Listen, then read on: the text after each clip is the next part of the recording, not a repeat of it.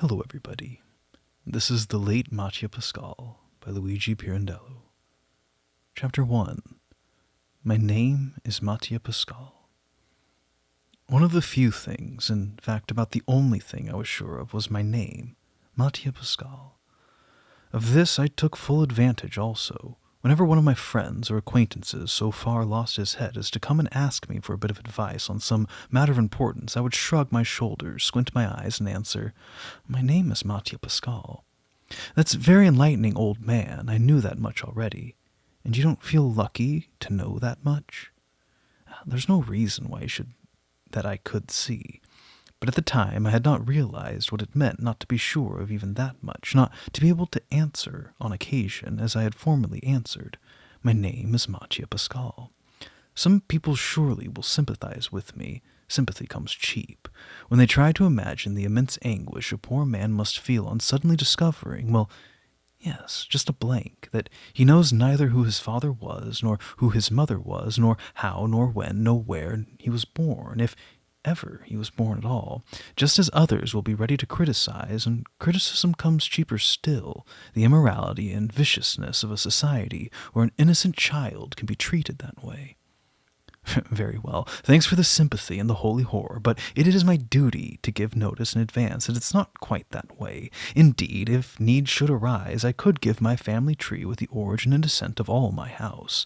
I could prove that I know my father and my mother and their fathers and mothers unto several generations, and the doings through the years of all those forebears of mine, doings not always to their untarnished credit, I must confess.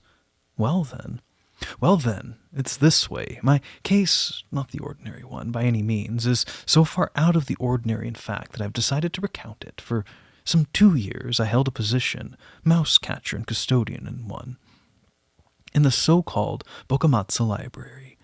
Away back in the year 1803, a certain Monsignor Boccamazza, on departing from his life, left his books as a legacy to our village. It was always clear to me that this venerable man of the cloth knew nothing whatever about the dispositions of his fellow citizens. I suppose he hoped that his benefaction, as time and opportunity favored, would kindle a passion for study in their souls. So far, not a spark has ever glowed therein, as I may state with some authority, and with the idea of paying a compliment, rather than not, to my fellow townsmen. Indeed, our village so little appreciated the gift of the Reverend Boccamazza that it has, to this day, refused money even for putting his head, neck, and shoulders into marble.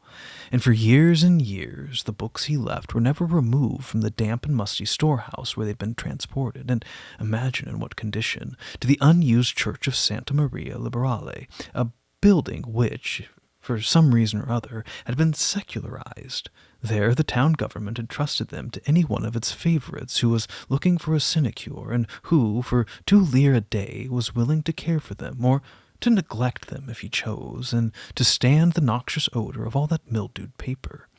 This plum, in the course of human events, fell to me, and I must add that the first day of my incumbency gave me such a distaste for books and manuscripts in general. Some of those under my charge were very precious, I'm told, that I should never of my own accord have thought of increasing the number of them in the world by 1.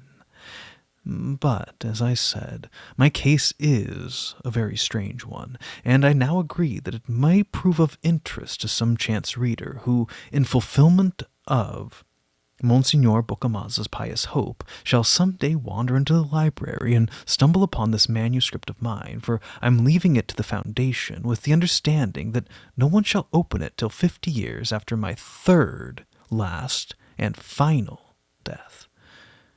There you have it exactly. So far I've died twice, and the Lord knows the extent of my regret, I can assure you. The first time I died by mistake, and the second time I died, but that's my story, as you'll see.